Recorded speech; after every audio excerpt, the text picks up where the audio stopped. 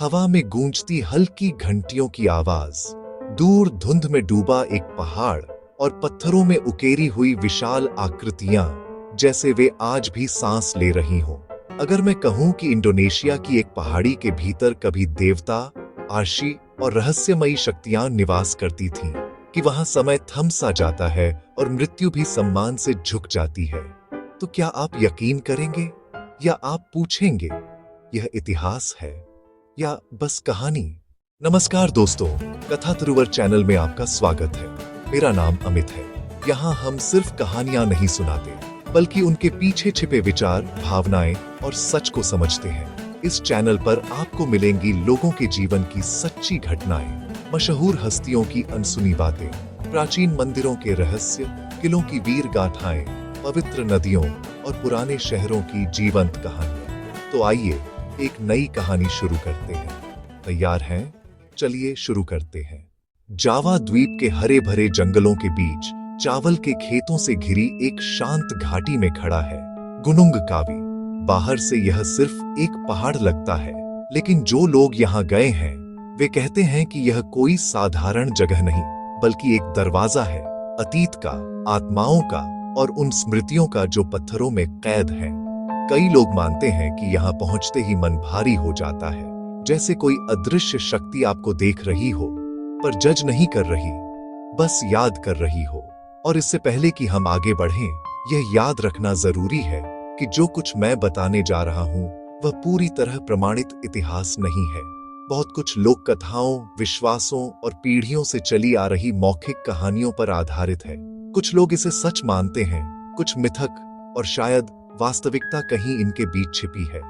कहा जाता है कि बहुत समय पहले, जब जावा द्वीप पर शक्तिशाली राजाओं का शासन था, तब एक महान राजा हुआ करता था, राजा उदयना। वह केवल शासक नहीं था, बल्कि आध्यात्मिक दृष्टि रखने वाला व्यक्ति माना जाता था। उनकी पत्नी रानी महेंद्रदत्ता रहस्यों और तंत्र की जानकार कही जाती थी। लोक कथाओं के अनुसार उन्होंने इस पहाड़ी की अदृश्य ऊर्जा को पहचाना और गुनुंग कावी को एक पवित्र स्थल के रूप में स्थापित किया। गुनुंग कावी कोई सामान्य मंदिर नहीं है। यहाँ पहाड़ को काटकर विशाल समाधियां बनाई गई है, सीधे चट्टानों में उकेरी हुई, ऊंची और भव्य। कहा जाता है कि ये केवल राजघराने के लिए नहीं थीं, बल्कि उन आत्माओं के लिए भी थीं जिन्होंने राज्य की रक्षा की थी। स्थानीय लोग आज भी मानते हैं कि इन पत्थरों में प्राचीन राजाओं की उपस्थिति बनी हुई है। जब आप गुनुंग कावी की ओर जाते हैं, तो सबसे पहले नीचे उतरती हुई लंबी सीढ़ियां दिखाई देती हैं। हर कदम के साथ ऐसा लगता है जैसे आप वर्तमान से दूर होते जा रहे हैं और किसी पुराने युग में प्रवेश कर रहे हैं।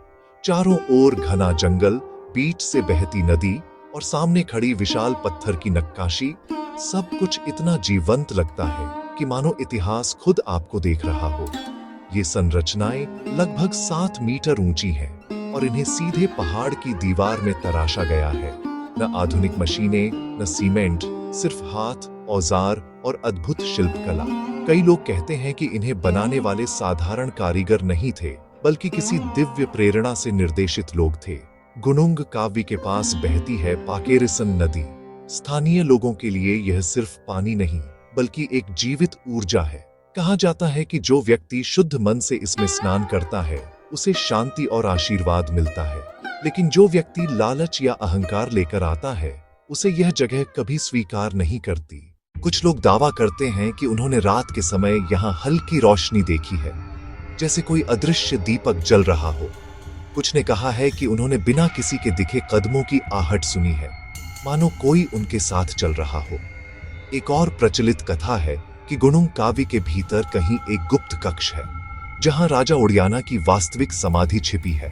कहा जाता है कि यह कक्ष सामान्य आंखों से दिखाई नहीं देता, केवल वही इसे देख सकता है जिसका हृदय निष्कलंक हो।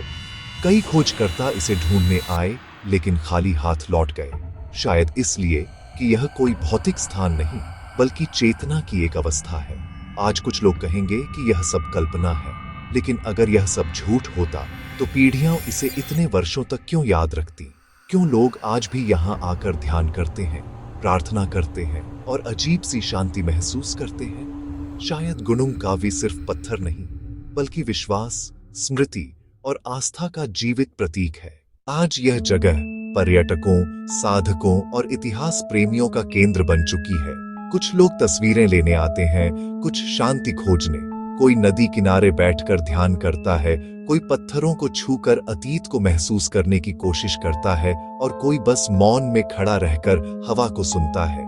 और हर व्यक्ति कुछ अलग लेकर लौटता है। किसी को शांति मिलती है, किसी को सवाल, तो किसी को जीवन को देखने का नया नजरिया। शायद गुनुंग कावी हमें यही सिखाता है कि हर पत्थर में एक कहानी है, हर नदी में एक स्मृति और हर पहाड़ में एक आत्मा। सच और मिथक के बीच की जगह ही शायद इंसानियत की असली जगह है। इस कहानी का संदेश सरल है, सिर्फ आंखों से मत देखिए, दिल से भी महसूस कीजिए। इतिहास को जानिए, पर लोक कथाओं का सम्मान भी कीजिए, क्योंकि वे हमारी संस्कृति की आत्मा है। अगर आपको यह कहानी पसंद आई हो तो वीडियो को लाइक जरूर करें। ऐसी और रहस्यमयी कहानियों के लिए कथा तरुवर चैनल को सब्सक्राइब करें और इसे अपने दोस्तों के साथ शेयर करें, ताकि ये कहानियां और लोगों तक पहुंचें। फिर मिलेंगे एक नई कथा के साथ।